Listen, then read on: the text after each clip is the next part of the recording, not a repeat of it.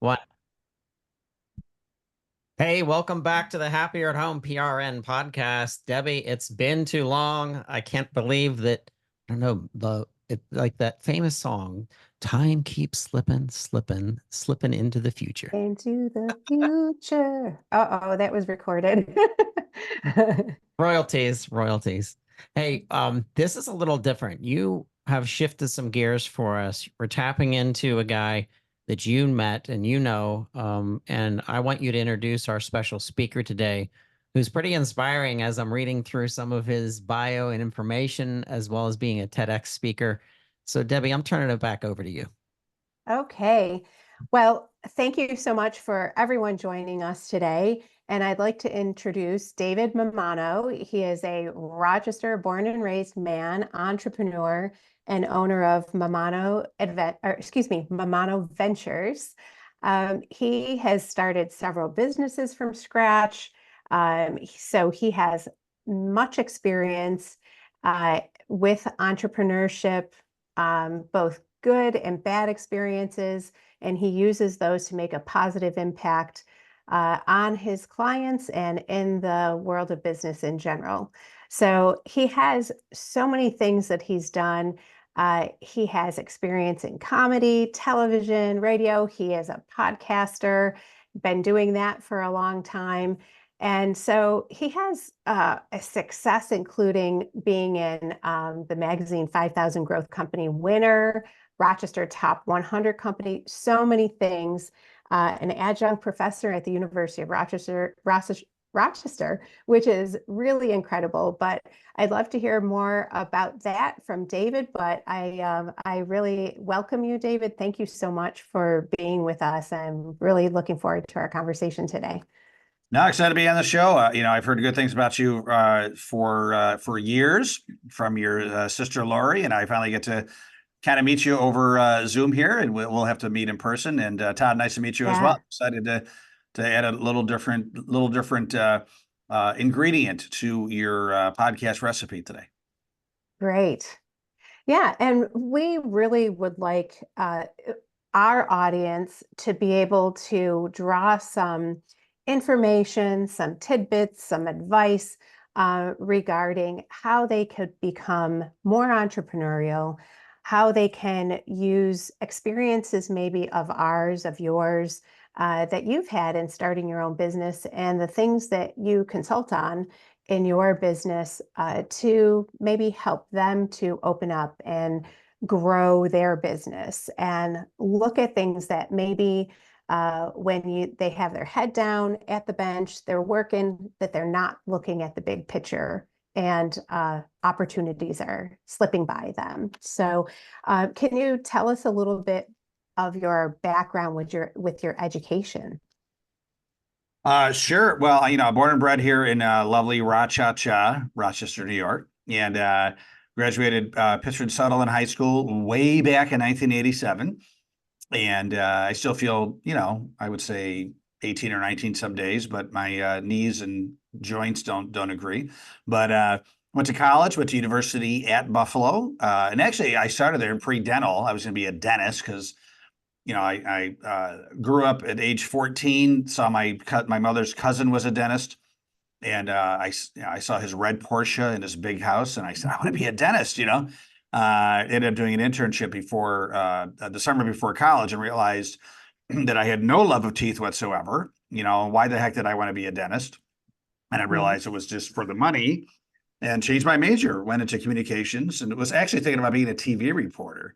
And so I ended up the next summer, I did an internship with, at the time, Maggie Brooks, who was our morning show host for NBC, the news and all that stuff. And it was a great experience. Maggie's incredible. The people were incredible. But that's why internships are great. I just realized, like, I don't want to be a TV reporter, like a typical one. I mean, even back then, being a TV reporter now is brutal, right? But Mhm. back then, this is like 1989. It was tough, it was just, two people quit, one person had a nervous breakdown. I'm like, I don't know if I want to do this, and then having to Bad travel all sign. over the world or all over the country to, bigger and bigger stations just to succeed. I'm like, I don't know if I want to have my career, have that much control over me. So I changed I stayed with communications, ended up working for the college newspaper. This is back when print was still a thing. University of Buffalo had a paper that came out 3 times a week, Monday, Wednesday, Friday. It was called The Spectrum. And we actually had every time we published, we had a circulation of 13,000. UB is a pretty big school. Yeah. And so our claim to fame was we were the second biggest paper in Buffalo and second to the Buffalo News. And so loved it, loved writing, loved selling ads. And that became my thing. I really became like a good ad salesperson, became the ad sales manager for the newspaper. Still like to write, but advertising sales really was getting me excited. So after college, I applied to radio stations and TV stations. Thought I would, this is before the internet. So, the media kind of was, print, radio, TV. So I ended up getting a job here in Rochester in radio, selling radio advertising. I did that for a year. And during this time, I should also add that I was doing stand-up comedy just for fun. I entered a comedy contest at University of Buffalo. Didn't win, but definitely caught the bug. And then started doing in Buffalo and Rochester, open mic nights, comedy contests, all that stuff. So 1 year out of college, I enter the funniest person in Rochester contest. And you have to be an actor, awesome. right? And believe it or not, I won. And local comedian Sky Sands was the host, and he's like, "You're pretty good. You should think about doing this." So I had a buddy in Chicago that was actually trying to be a comedian and an actor. And I went to go visit him and I'm like, I got to try this. So I quit my job in radio, that first job, and moved out there and, took classes at Second City and Improv Olympics and did open mic nights and acting lessons and all that stuff. And did that for about a year. And, I liked it, but I was like, I don't know if this is my calling. I don't know if I'm going to have the endurance to try, open mic nights and traveling around the country for 15 years to see if I'm supposed to be the next Jerry Seinfeld, right? So I ended up moving back. I said I would do it as a hobby. And then I moved back, got a job in radio again for 2 years and really didn't do comedy again until lately. Because then, job, marriage, kids, all that stuff takes over. And so ended up being in radio again for 2 more years, where I decided that, I like my boss. I just hate having a boss. And then I started thinking maybe I'm just supposed to be an entrepreneur. And I started thinking about ideas that I could do to launch a business that were, kind of consistent with what I like doing anyway, hobbies, values. And, I volunteered with 3 organizations that help young people with their future. I was a compeer, which is similar to the Big Brother, Big Sister program, Junior Achievement, and then Camp Good Days, which is a camp here in the Finger Lakes for kids with cancer. I'm like, maybe I should do something that helps young people with their future. And I remember that I loved the school newspaper. I loved the UB, it was called The Spectrum, loved it. And so then I had the idea to start a printed magazine for high school students to help them with college, career, and life planning. So it all kind of tied in. And that was 1995. So again, print is still a thing. Al Gore had just invented the internet, I believe, right? So, so 95, and I'm 25. And so I launched this magazine, and very local here in Rochester. It was a beautiful magazine, great articles, and it was free to the students. We would give it out free in bulk to local high schools. And the way we made our money is selling advertising. So mostly like local colleges, banks for student loans, the military. And so, I think we printed 10,000 copies the first issue, right? And then made a profit by the third issue. So we, like all entrepreneurs do, and for any of your listeners who may not consider themselves entrepreneurs, but you are, I think everybody has to have the entrepreneurial mindset in today's world, and that includes, how am I going to grow, right? How not just exist? How am I going to grow? You can only coast for so long. So it's kind of the entrepreneurial, drug of like, how am I going to grow this thing? So we expanded to Buffalo and Syracuse. And then the next year we expanded to all New York State, so now we're printing like 70,000 copies. We're in like 1,500 high schools all over New York. And now it's a real business. I could quit my 2 night jobs at restaurants, Ruby Tuesdays and Mario's. And I'm a full-time publisher, full-time CEO publisher. Eventually got to hire some people to help out and all that great stuff. But then I wanted to, continue to expand, right? That drive, that fire, you as an entrepreneur, you always have a goal, like what's the next thing? What's the next thing, And so I wanted to go nationwide. But then, most of my advertisers were colleges that would recruit mainly in the New York State area or the surrounding area. University of Utah was not advertising in my magazine, right? Because, not too many New York students, would go to Utah or vice versa. So if I just had one big edition, I would lose most of my advertisers, Mhm. because St. Bonaventure University doesn't do too much recruiting in Utah, right? So I was like, Right. I can't have just one national edition because I would lose the core of what I built. So we decided to do regional editions. And the way I decided to do that was franchise. So I set up a separate company to be a franchise corporation. And I franchised the magazine in different states and regions. And it took us about 3 years, but we ended up having an edition in every state, even Hawaii and Excellent. Alaska, which is pretty cool. And Right. That's cool. so what we did is we printed together, and we did, maybe remembers the print industry. You could do, if you're printing at the same time, you could do like a shared 16-page signature among all the different editions. So what we would do is we would sell some national advertising together. So, the Marines or Citibank Student Loan would advertise in all the editions. And we had some regional advertisers as well.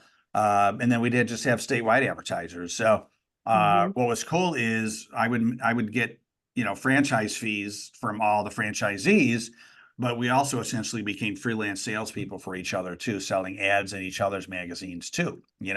So for instance, my franchise in Texas, he owned all those colleges, right, as far as the rights.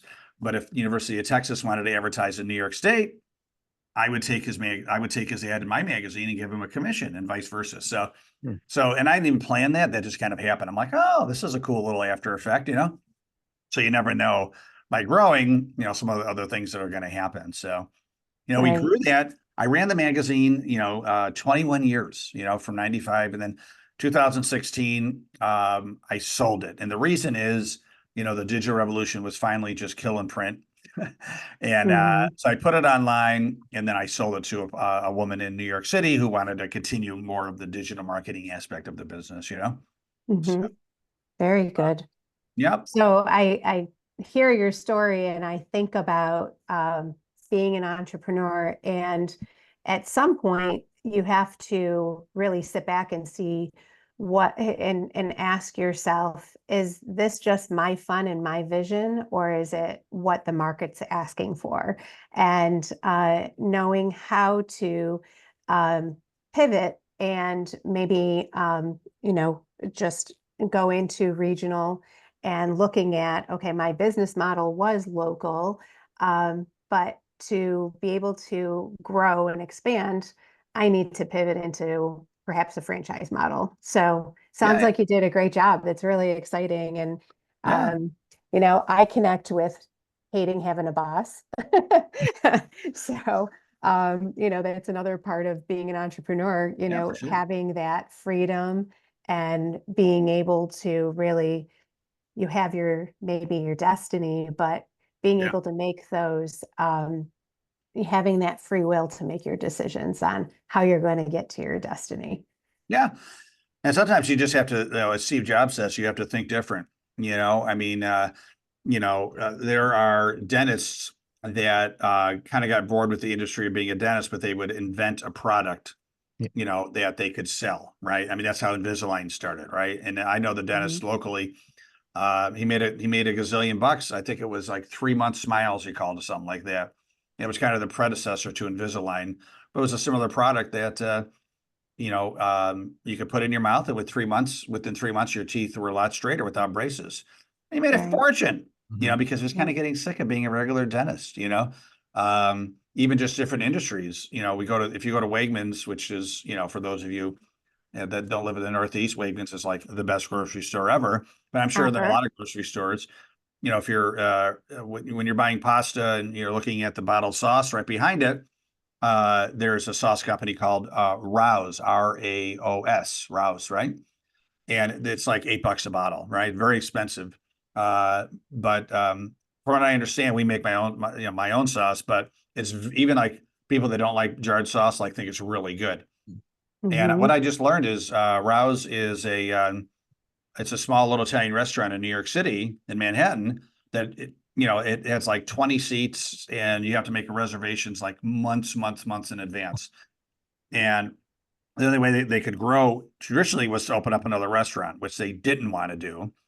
So someone said, "Hey, why don't we just bottle our sauce and sell it at a premium? Because it's really good sauce, and people that don't like ragu and prego, and they're willing to pay, $8 a jar instead of $3 a jar, whatever it is, and Mhm. they're killing it." So Yeah. they kind of looked at things a little bit differently as far as a different way of growing their business, and I think that's probably a good idea for your pharmacist to think about, like, what can they do to grow their business without just thinking with their, traditional pharmacist mindset? Right. Yep. Right. Being I able, think of I'm that. sorry, go ahead. I was saying, Debbie, that's exactly what you and I talk about all the time. It's using what David has done. If we used his website as a public relations and marketing model for every pharmacist in the nation, they would be better off because they would have some kind of authority in a blog, an authority that they've created a book. They're being outsourced as a speaker about hyperlipidemia or diabetes, or an expert in their community about, aging adults and the need that they have that are very special needs.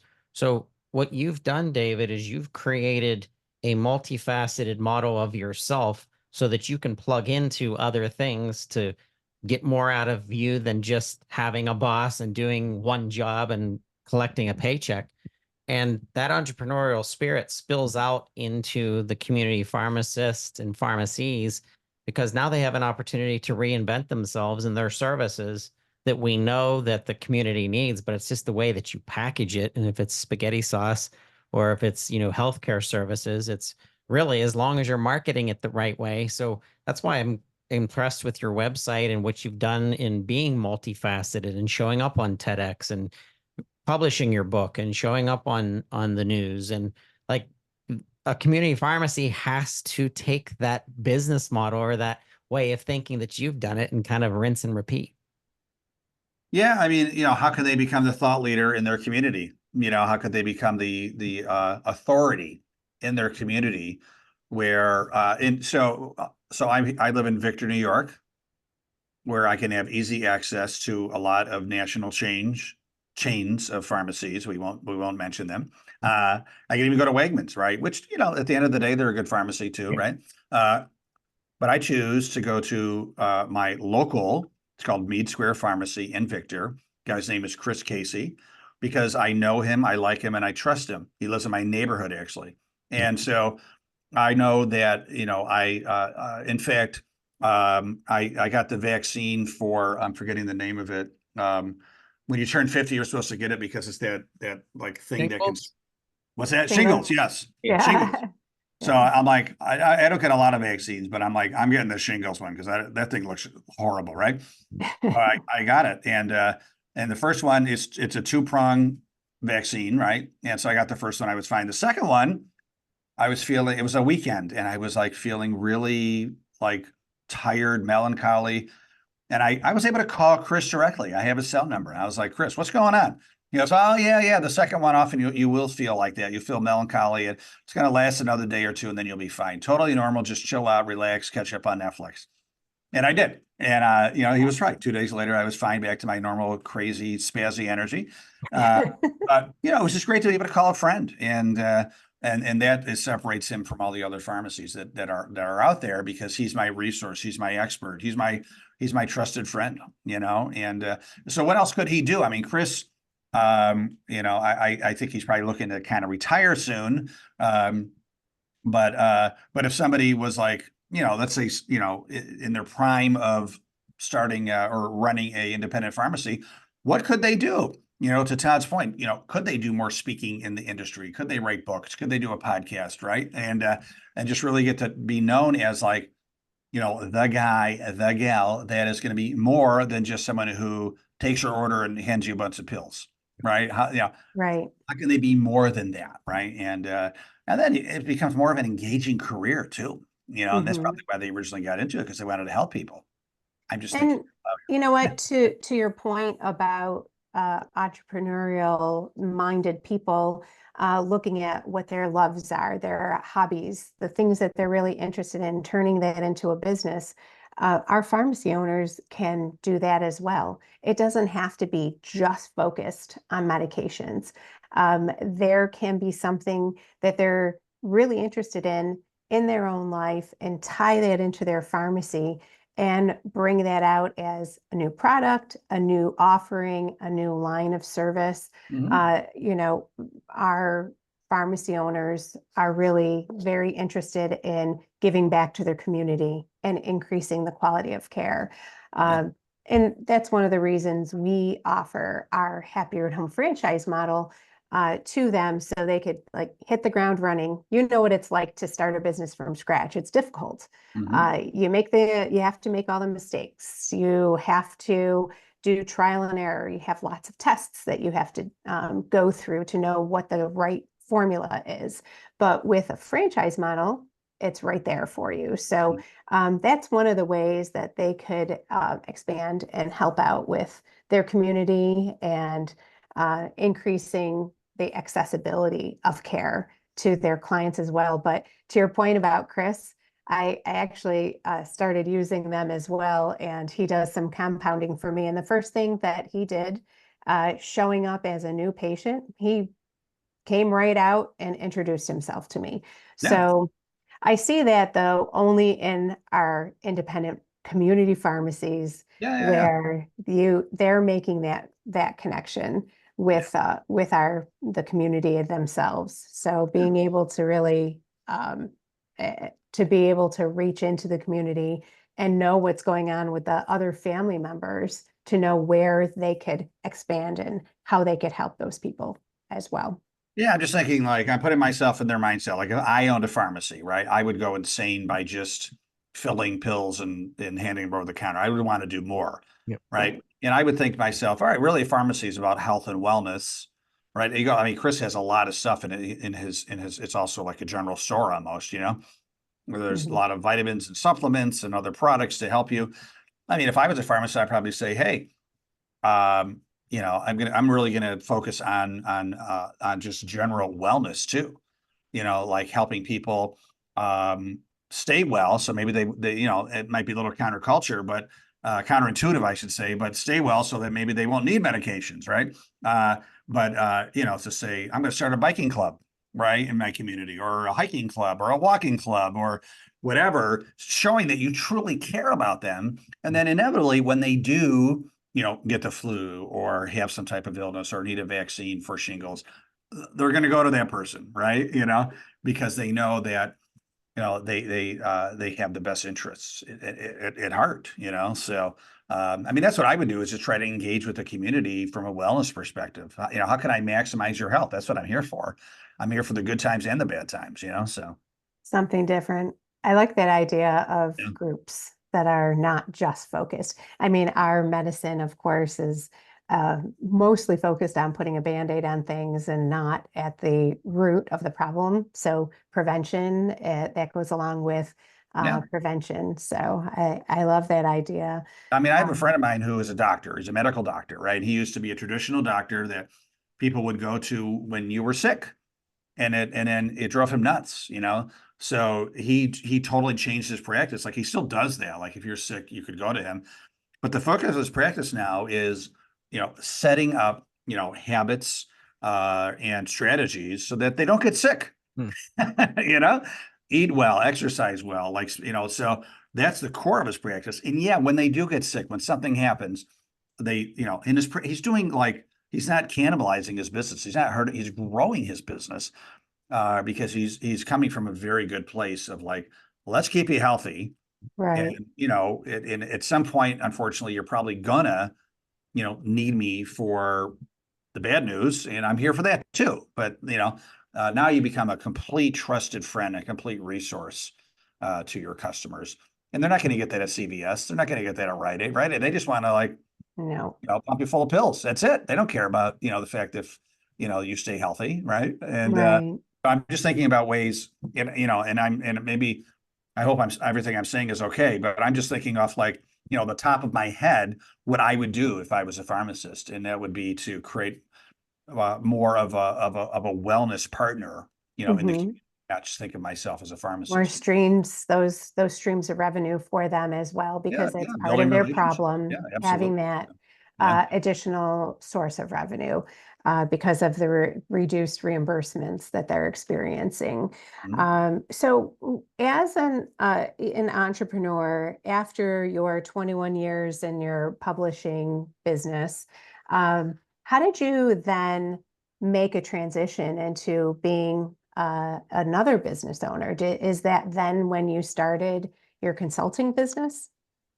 Yeah, I started a company after called Avanti, which means next step in Italian. It really means move forward. But I'm like, oh, it's a nice name. My grandparents are from Italy, and it's like, that'd be cool to come up with like a name that was similar to Next Step, for my magazine. So Avanti.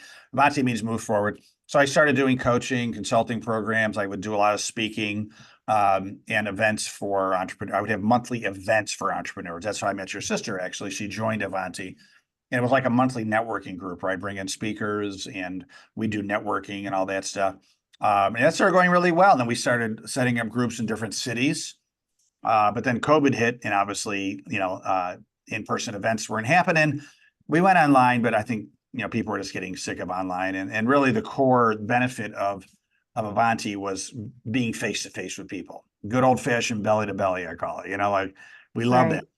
And so then I just during COVID I started doing more consulting projects. Continued my podcast, and it just really has evolved into as you are probably well aware, we all have one or two God-given talents, and how do we sync up with those and create value. And so for me, it's I love podcasting. I love hosting events, right? Hosting podcasts, shows, events, and speaking. So that's the core of what I want to do. And yes, I still do some coaching and consulting, where I'm good at it, and that certainly helps pay the bills too. So, but Right. if I had my druthers, if I could pick one thing, I would say, hey, uh, let me be. Do you guys know Rick Steves, that travel guy? Ever heard of Rick Steves? I do not. So he goes to different cities and he gives like a travel tour of those cities, right? Kind of Oh, like okay. Anthony Bourdain, God rest his soul. He focused on food. He would go to different cities Gotcha. and talk about food. I would go to different cities and I would be the host of capturing that city's entrepreneurial ecosystem. Oh, So that'd be very cool. that's Yeah, where my mind that's where my mind's going at the young age of 55 for my next 20 years. So that would be very exciting, actually. I love Yeah. that though, that you can just, as you said, syncing up your talents to making money. yeah, That's what I tell my kids all the time. I just turned 56, by the way, very and good. four children, but I'm Yeah. telling my kids all the time, I don't want you to choose something because I want you to choose something to do in your life. I want you to look at what you enjoy doing and try to build something around what you enjoy doing. Yeah. I Yep. mean, it is tough being an entrepreneur sometimes, but I can't imagine it any other way. So I think about that with my children too. And when, three of the four of them want to be entrepreneurs, I'm like, oh, well, that's my fault. Right. Yeah. Yeah. So, Yeah. And I, my message to them would be, find, your innate God-given talent, and how can you, instead of like just saying, how do you make money with it? You can say, how can you create value with that talent? If you okay. can figure that out, the money will come, right? What's that Yeah. movie? Build it and they will come. You know, Yes. so Field of Dreams, right? Yeah, yeah. So if you build it, they will come. If you could get in touch with your value and turn that in, or your gift, turn that into value for others, they'll pay you for it. Hmm. So Yeah. look at So Todd over here. He's a 10 out of 10 expert podcaster. Look what he's done, right? So pretty incredible. Yeah. You check out his website. It is. And I have to believe, Todd, that you love what you do because you seem happy all the time. You don't mind traveling and doing exactly what you're doing at these conferences that I see you at and that we engage in. So it is a lot of fun, and you've been able to really capture something you love and turn it into a business, but really something so important to help others.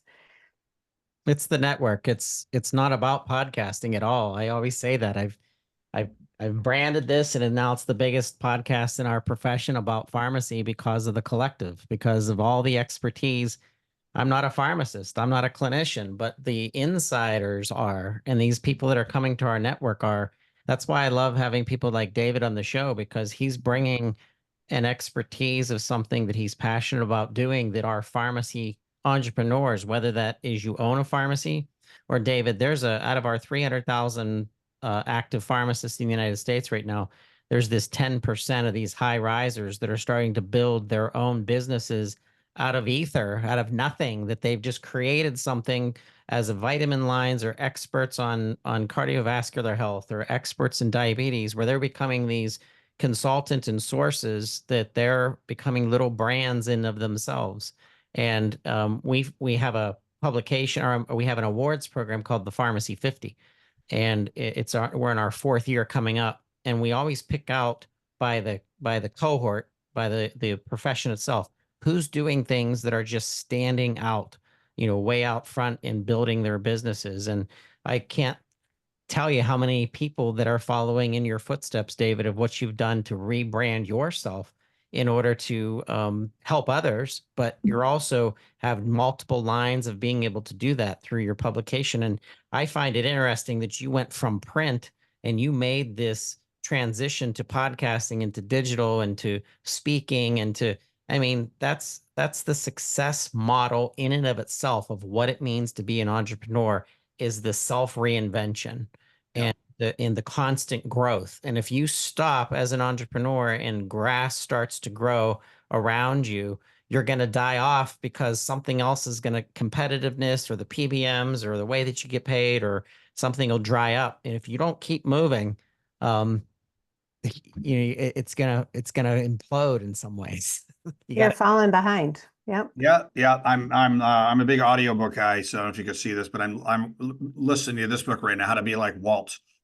And what you just said, Todd and Debbie, is uh, exactly what Walt did. The epitome of entrepreneurs. This guy he could have been in the boxing match with that Russian guy from Rocky. Yeah, I mean, he just got pounded left and right, and he went bankrupt. His first company went bankrupt. His second company, the guy that he produced his first movies for, the guy stole the main character before Mickey Mouse. Before Mickey Mouse was Oswald the Rabbit. Stole that main character and took like almost all of Walt Disney's designers, right? Illustrators. Mm-hmm. And Walt next day came out with Mickey Mouse, and the rest is history, right? So he kept on going. Instead of being defeated, being like, oh, I just lost my company, all my designers, etc., my main character. He was on a train and just said, all right, I got to do something else, and started drawing Mickey Mouse. So, and even then he had more prey. Yeah, he continued to get pummeled, right? Yep. But it's more Right. like, that's okay. Like, what's next? So I So think, that is an excellent point with everyone that I know as an entrepreneur, with every large business. I know there have been challenges, and maybe it seemed like it was the end at that time, or my goodness, what am I going to do? That was a door that they could step through and start something completely different, or look at things in a different way, that maybe this was supposed to be your path. Is yeah, there anything that you could think of that as an entrepreneur you felt was a huge challenge or a huge loss, and then it came to be as a blessing eventually? oh yeah, I mean, there's dozens of examples. I mean, I think the biggest one was, the digital revolution killed print. Mhm. that was my Oswald the bunny, Oswald the rabbit, Yeah. and so then you have to say, all right, well, I'm not going to go, work for somebody else. Like, what else can I do here? And I just came up with a different idea. So there's been situations where, you just run out of money as an entrepreneur and you're forced to be like, all right, I need to come up with an idea to bring in, $10,000 in 2 weeks. Yeah. And you know what? You do it, right? And you know, and so the entrepreneurial mindset is like, giving up is not an option, and you just have to um, find a different way. When the door is locked, can you go through the window, right? Yeah. Or can you, or do you have to like literally kick down the wall? But you find a way. If you're committed, Tony Robbins said this, and I love it. It's a saying that I always say to myself. If you're fully committed, you will always find a way. Yes. And that's true. Agreed. Like, Yeah. you just don't give up and you'll just keep on thinking, thinking, thinking, and something's going to happen. I Yeah. mean, Walt Disney getting screwed over by, that gentleman who took his main character and most of his illustrators, turned out to be like the biggest blessing in disguise. Hmm. Can you imagine, going to Walt Disney Park and being excited about Oswald the Bunny? No, I mean, like Mickey Mouse. I mean, like, come on, right? So even the name was different. It was like, what was the name at first? It was something else. Mouse. It's coming to me. It was like Uh, Manitoba Mouse. it was Tugboat Willie. Was it Subway? Yeah, like totally different name. And his wife was like, no, no, no, no. You got to do like Mickey, like because they liked Mickey Rourke, not Mickey Rourke. Who was that little child actor at the time? Mickey. Man, not Yeah, Mickey. it'll kind of be, but he was a No little idea. child actor, and she liked him. And she's like, "What about Mickey Mouse?" And he was like, "Ah, that's better." It's easy to remember. Good name. Just like Yeah, Happier at Home. so Perfect. that kick in the what turned out to be the best blessing that happened to him. I And see that all the time. you look at for those of you that are 50 plus, right? I mean, remember, like Lee Iacocca, right? Like, so Lee Iacocca, who was the savior of Chrysler and reinvented the car industry, he worked for Ford, right? And I think it was Henry Ford the third or something got jealous of him and fired him. He's out of a job, out of a Mm, job. bad move. Chrysler picks him up, and that was not a good move for Ford, right? So yeah.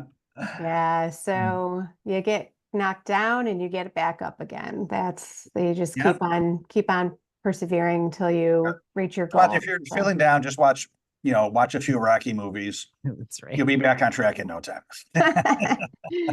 but it's a serious thing. I mean, so many of our pharmacy owners are in that. They're feeling that crunch, feeling it every day being so difficult of how am I going to pay my bills? Am I going to get paid this month? Yeah. When is, are they going to claw back more money from me? Mhm. So it is a very serious thing. And you just have to just know it's not going to kill you. You have Mhm. to pick yourself up and find a way, find these different streams, Yeah. find different businesses, add on to your business, and just keep persevering. Yep. Keep on swimming. Keep Yeah. swimming. Yeah. I love that movie. Right. Well, I tell you what, there's a lot going on right now, Debbie, in community pharmacy. There's opportunities to grow your business using the footprint that you've already built and not really necessarily reinventing yourself, but reinventing the business that you offer to the community that's in some of the highest demand with the increase in our geriatric and senior populations, and how Happier at Home is at the key of that.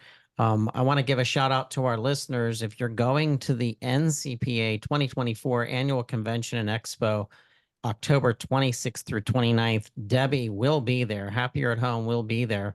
Please schedule time with her. Sit down and let's do some strategy talking about how are we going to expand your community pharmacy in your community through a Happier at Home franchise. But Debbie, I'm getting excited about Columbus coming up in October. I am too. I'm very excited. I love when people come together and there's such energy, and especially with the NCPA, there's so many different types of, we're all coming together for one purpose, to learn, make connections, grow. but it's all for the greater good of our independent pharmacy community. So I'm hoping that I'll be able to connect with many people there. You want to learn more about how it is and understand the business model and how it would work with your community. I would love to meet with you. You could reach out to me in advance as well. And you could reach me on my email address, debbie@happieratHome.com. Certainly, happieratHomeFranchise.com will give you a lot of information, but I like making the personal connection. So I welcome the conversation and a meeting to meet in person in October as well. Me too. And David, I think the NCPA would be awesome if you'd speak there someday. So maybe this is a way that we could bring you back to our community pharmacy owners and you be a speaker at one of these national conferences, the National Community Pharmacists Association. I would love it. I can certainly do that and be happy to try to get them to go forward with an entrepreneurial mindset for sure. That's right. Big. All while providing comedy too. Yeah. I'll take my years of stand-up comedy and if you can't make an audience laugh these days, then you're going to lose them. So I definitely intertwine my lessons with some laughs. So. Excellent. Well, thank you so much for joining us today. I do look forward to connecting with you in person too. So let's definitely get that on the calendar. Sounds great. Okay. For more information, reach out to Debbie on LinkedIn or happieratHomefranchise.com. Once again, that's happieratHomefranchise.com. Thank you for listening.